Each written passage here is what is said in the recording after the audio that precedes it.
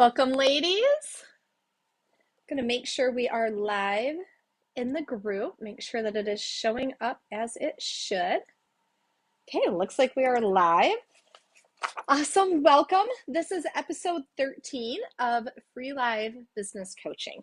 So today we're going to be talking about your business identity and how this really impacts the results that you are getting in your business right now. If you are new to this space, I'm Kim Trathen, and I help women grow their businesses to six figures and beyond. And we do this by building a really strong foundation, creating a solid sales strategy, and then really working to help you develop the mindset of the CEO that you want to be at the next level of your business.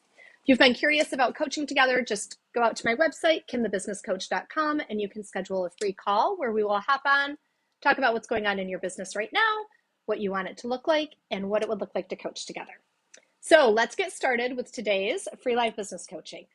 Excuse me, I have a little cold, so apologies. You might have to listen to a little throat clearing on this call. So we're talking about your business identity and how this impacts the results that you're getting. I shared in a post this morning, if you saw it, there's a very specific reason why you can take two women that are selling the exact same thing. Maybe it's coaching, maybe it's website design, graphic design, whatever. They are selling the exact same thing. And one woman can be scaling to six figures and beyond, and the other woman is struggling to sell her offer or her program. Some of the common things that we as humans think if you are in the boat of struggling or flatlining your business or just not growing as fast as you want to be growing, you might think there's something wrong with your program. That's not uncommon to think. Flawed program. You might think that you only attract broke people. Or you might even think that people just can't afford you. They're not willing to pay those prices. What I want to show you today is that none of those are the reason why your business might not be growing as fast as you want it to be growing. But something is going on. There's a reason why one person is successful and somebody else is struggling or flatlining. And the reason has more to do with your business identity than it does with what you're offering. There are some strategy things that I see with some women when they come to me that we talk about with your programs and your pricing and things like that. But the ultimate, like the chord of commonality that runs between struggling entrepreneurs usually comes down to the heart of your business identity. This is when I say business identity, I really think it's like the personality, your personality as an entrepreneur and the personality of your business. So I wanted to start out with an example to kind of show you what I'm talking about when I refer to your business identity. So I always think it's easiest when we look at like polar opposites, because when we look at two examples that are pretty close together, it's harder for our brains to distinguish it and see it. So I like to talk about polar opposite examples. So if we have two women, and we're going to use coaching as an example, doesn't have to be coaching, but we're just going to use that in our example. We have two women running coaching businesses, and one is doing it on the side, and she thinks of it as her side hustle. Maybe she's still in corporate, maybe she's running her kids everywhere, but she has this little side business that she's running where she coaches people. Okay, it's a little extra money coming in. It's not her main source of income. It's not her main priority. It is done on the side. And then you have another coach over here who is fully committed, and she's already at six figures or scaling beyond six figures, maybe even multiple six figures, right? They're both coaches. They're both selling the same thing. But these are two very different entrepreneurs and two very different businesses that we're looking at. So I jotted down some notes here. I wrote down the side hustle. If we look at a side hustler, the side hustle is just extra, something extra that she's spending time on. It's a little extra money.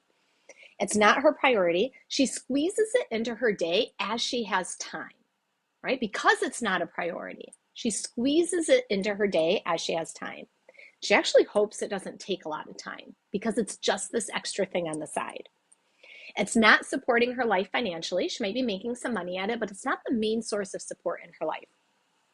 And often when it's a side hustle and women view it as a side hustle, it's almost a I could take it or leave it attitude that she has about her business. Because again, it's just this little thing on the side. It's not traumatic to her if she were to shut it down because it's not her main priority. Her personal identity isn't usually tied to the business, meaning When she introduces herself, she might introduce herself as whatever she does in her corporate job and not even talk about this thing on the side. So let's say she's a coach, but she is an accountant in her real life, you know what I mean, in her corporate job. And people say, oh, what do you do? Her instinct is to say, oh, I'm an accountant. And she doesn't even mention this coaching business that she's trying to launch that's on the side because her identity isn't tied to it at all. So that's not what she's used to saying. That's not what comes out of her mouth. But if we look over here in the example of the other entrepreneur who has already scaled to or beyond 6 figures, she has a very different identity. And her business is likely her full-time gig at that point. Doesn't mean she's working full-time hours, but that is her full-time gig when she is hitting 6 figures and beyond. Her business is definitely a priority to her. She carves out time to work on it, right? She doesn't expect it to just do its own thing. She carves out time and prioritizes time to work on her business. She knows that her personal time is her most valuable commodity, and she schedules things accordingly. Her business is supporting her life, right? The lifestyle, things that she wants to do, her business is supporting that. And she has the attitude of come hell or high water, this business will be successful, right? It's not the take it or leave it attitude when we look at these polar opposites that I have seen in some side hustlers, right? She has come hell or high water, this business will be successful. And she doesn't give up just because one thing didn't work. Right? If one thing doesn't work for the 6-figure and beyond entrepreneur who's fully committed to her business, her attitude is more like, okay, that was interesting. Didn't get the result that I wanted to. Now let's get back to work. Versus women who are treating their businesses more like a side hustle. What I often see is when something doesn't go the way they wanted to, they take it like, oh, I failed. I can't do this. This isn't going to work. Do you see the difference in this example between the side hustler mentality and the committed entrepreneur mentality? It's important, if you're hopping on, you might want to catch that very beginning, but it's important to see because all of those pieces, right? If you view your business as a priority or you don't, these are all part of your business identity. So when I said, like in the example of the side hustler, and people meet her for the first time and say, oh, what do you do? And she refers to her corporate job instead of this business that she's building, because she's not connected to it and she doesn't view herself as that. Uh-oh, Robin said, lost you. Let me look here. Let me know. Somebody drop a comment. Let me know if you can hear me now. Because it looks like, let me know. Okay, looks like it's going okay on my end. Maybe it's you, Robin, if you are traveling or maybe not connected to Wi-Fi. It looks okay on my end. So I'm going to continue. Somebody else, if you are able, if you're not driving and you're able to comment, please let me know if you can hear me. Oh, good. Thank you, Terry. Terry said I still got you. Hopefully Robin gets it sorted out.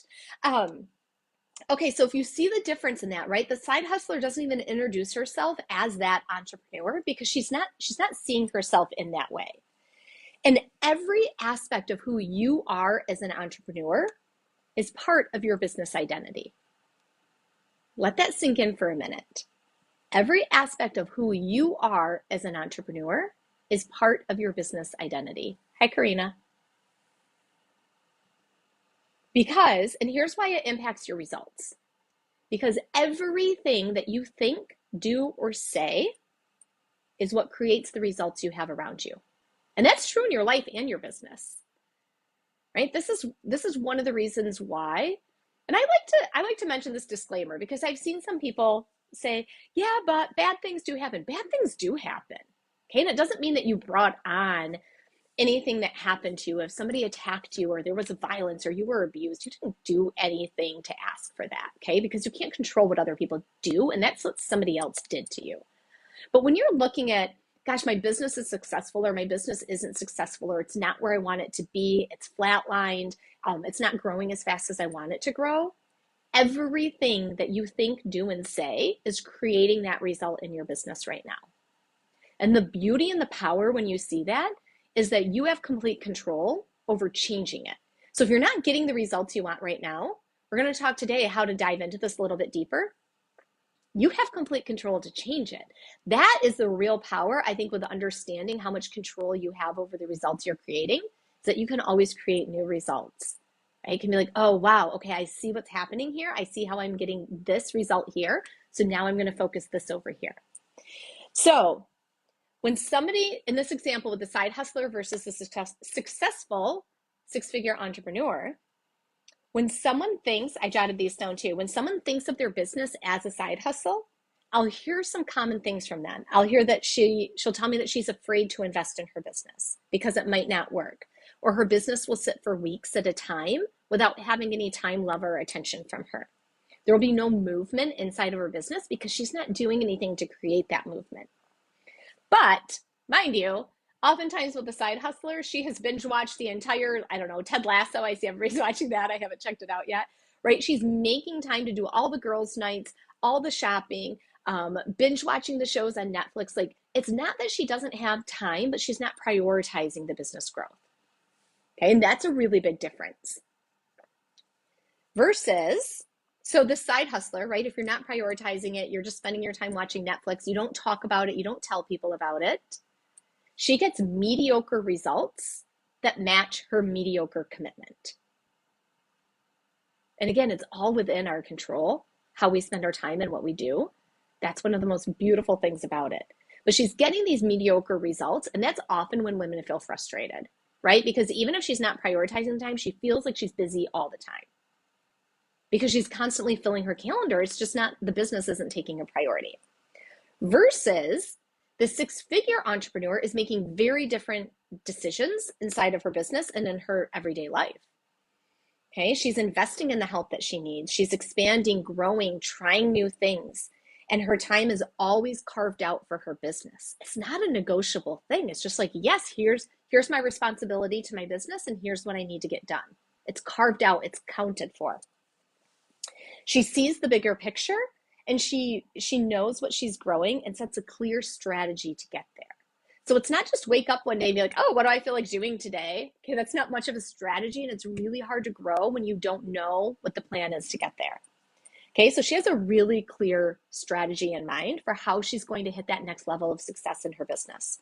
She builds out her dream schedule because she knows it doesn't take more time to make more money. She's strategic, passionate, and creative, and she knows how to manage her brain and her thoughts. She grooms her own brain for success versus the side hustler who's getting mediocre results because of her mediocre commitment. The successful entrepreneur is grooming her own brain for success. And it all started with what she believed to be true. I know early in my journey with my business, I used to have fears and worries, and I would think, yeah, but once I have a 10K month, once I hit 60K, once I hit 100K, then I won't worry about these things. I only worry about them because my business isn't growing. That was a thought error that I had. It absolutely wasn't true. It's like the chicken and the egg. It's really easy to be like, no, there has to be an egg first. There has to be an egg before there can be a chicken. But then it's like, right, but who laid the egg if there's no chicken, right? But how can you have a chicken with no egg? It's the same thing. I would sit there and think, oh, well, once I'm successful, I won't worry about being successful. But to get successful, you need to not worry about being successful. So it can sometimes feel like a catch-22, but again, what I want your brain to always come back to, instead of allowing it to make you feel overwhelmed or confused, I want you to use that thought of being like, right, because I always have control. You always get to choose what you think about your business and about your time and how you spend your time in your business, right? It's not about working around the clock. It's not about working every weekend. It's not about being overworked and underpaid. It's not about filling all your time, but it is about being really strategic with how you spend your time, and that starts with how you think about your business. So the successful entrepreneur, before she even hit the success, she had to change the way she was thinking about her business. So those were the two polar opposite examples, the side hustler compared to the successful six-figure or multiple six-figure entrepreneur. You might fall somewhere in the middle of those two. I just like to use polar opposites because you can see like, oh yes, I see how wildly different the side hustler is acting compared to the successful entrepreneur. So now you're going to want to sit down, carve out some time, I don't know, maybe 15, 20, 30 minutes and write this out for yourself. You can come back to the video if you need to grab these questions.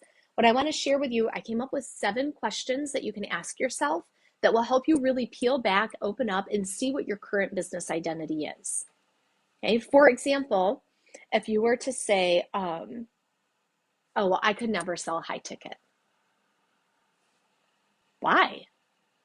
Right? That is part of your current business identity. I could never sell high ticket. That is part of your current business identity. And that's feeding into your the results that you're getting in your business. So when you have thoughts like that, that's what I want you to start picking apart and investigating and exploring. Why do I believe that? Why does that feel so true?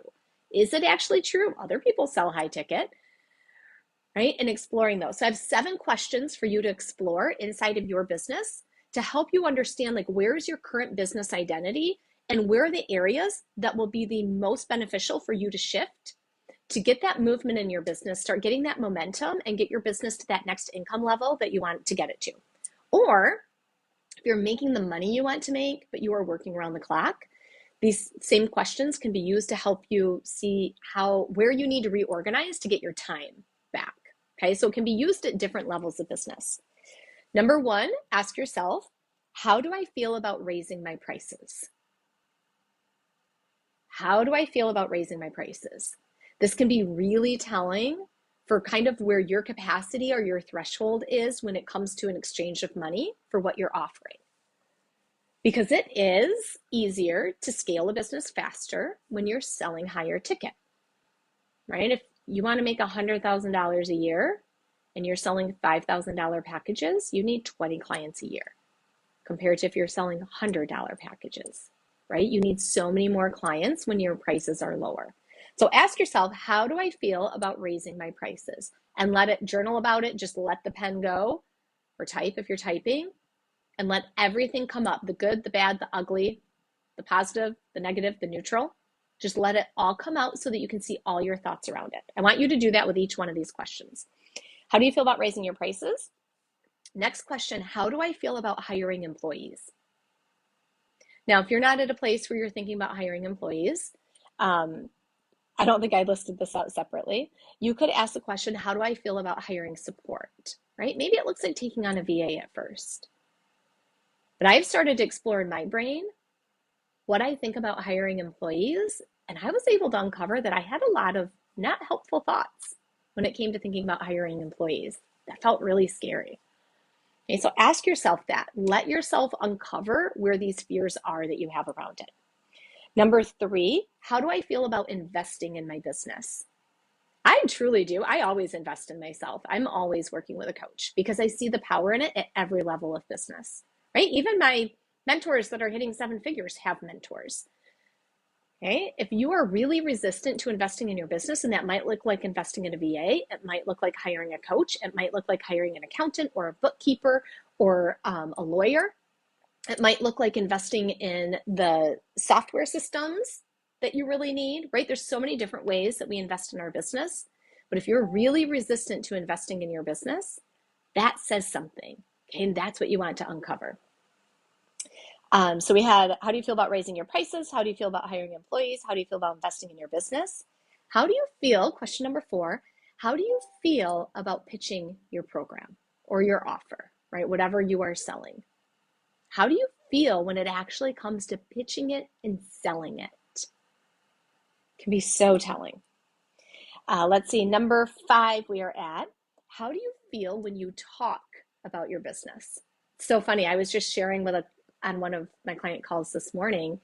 Kim 2 years ago used to like squirm away when extended family would ask about my business because I felt really uncomfortable and I didn't feel confident and I was worried they weren't going to understand what I was saying or that I wouldn't explain it well. I had a lot of anxiety that would come up early in my business when I would share about it with people. So notice that. Again, it's very telling to where you are sitting as an entrepreneur in your business and what your current business identity is.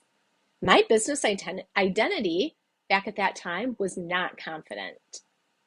And it showed because I was so afraid to talk about my business with extended family and people like that. So ask yourself that, explore it. Let's see, that was question number 5. Question number 6, do you feel like there is plenty of time or do you feel like you're running out of time? When you feel like you're running out of time, and that can be for all various reasons. It can be my kids aren't going to be little much longer. It can be they're going to school next year. It can be they're graduating from school next year. It can be I'm almost 30, I'm almost 40, I'm almost 50, I'm almost 60. It can be, well, I've already been 20 years into my career, right? Running out of time can look like so many different things to different people. But again, we don't want to be making business decisions from a place of, oh my God, I have to hurry up and do this. I'm running out of time. That's usually when people start cramming their calendars full, overworking on the weekends, right? I used to too. I remember working so many weekends because I was in my corporate job. Like at some point, it's a scheduling thing, right? Where am I going to place these hours that I need to work on my business?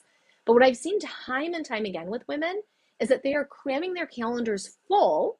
Even if they're not in a corporate job, they're cramming their calendars full and they don't even have a partial client load yet. And so how are you actually going to serve more clients and grow your business if your calendar is already completely full? So this is a really important one. Number 6, do you feel there's plenty of time or are you constantly running out of time? And the 7th question is a little bit more, I don't know, I want to say all encompassing or like take a pulse check. Okay. How do you view yourself? It's a really important one. Do you feel worthy, sufficient, valued, creative, resourceful, independent, lucrative, right? Rich? The list could go on and on. How do you feel about yourself? Because those are very positive emotions or views about ourselves. But if you feel timid, worried, uncertain, stressed, scared, confused is a big one that I hear from women when they're earlier in their businesses because they feel like they're doing everything. They're confused why they don't have the results that they want. And I don't remember which one of my mentors shared this, but along my journey somewhere, somebody brilliant shared that confusion is actually a choice. We always have an answer. We just choose whether we want to admit it to ourselves or not. I think there's a lot of truth to that. So to recap these 7 questions, this is where I want you to pour your time into and explore for yourself, because this is what's going to show you what your current business identity is. And then you can see where the gaps are, where the holes are, the things that aren't as healthy as they could be in your business. That's where you want to focus to really start scaling your business. Okay, so to recap the 7 questions really quickly, how do you feel about raising your prices? How do you feel about hiring employees or other help? How do you feel about investing in your business? How do you feel about pitching your program? How do you feel when you talk about your business? Do you feel there's plenty of time or you're running out of time? And the 7th one is really, how do you view yourself as a person and as an entrepreneur? Okay, because you want to identify what your current business identity is so that you see how it's giving you the current results in your business. And then we want to shift and say, okay, here's what my current business identity has been. Here's the results that I'm currently getting. Here's the results that I really want. What needs to shift in my identity to become the person that creates those results? It's a massive shift that happens. It's one of the biggest things that I work on with the majority of my clients, because my goal is never to create like an army of Kim Trafton style coaches that come out coaching like me or running their business exactly like me.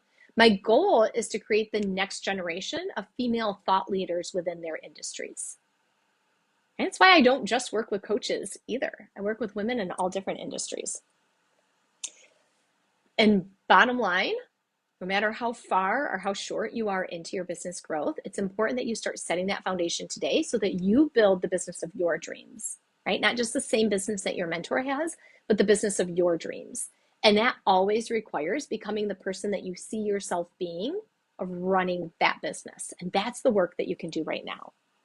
So that is it. Oh, we were right on time. That is it for today, ladies. Remember, if you're curious about coaching together, I am accepting applications to talk about coaching for starting in January. Just head out to my website, kimthebusinesscoach.com. There's a big red button you can see to sign up for a free consult. When you sign up for that, you'll just fill out some questions about your business, book a time, and then we'll come on the call, talk about what's going on in your business right now, what results you'd like to get, and what it would look like if we spent the next 6 glorious months working together to grow your business. Have a wonderful rest of your week, and I will see you ladies next week. Adios.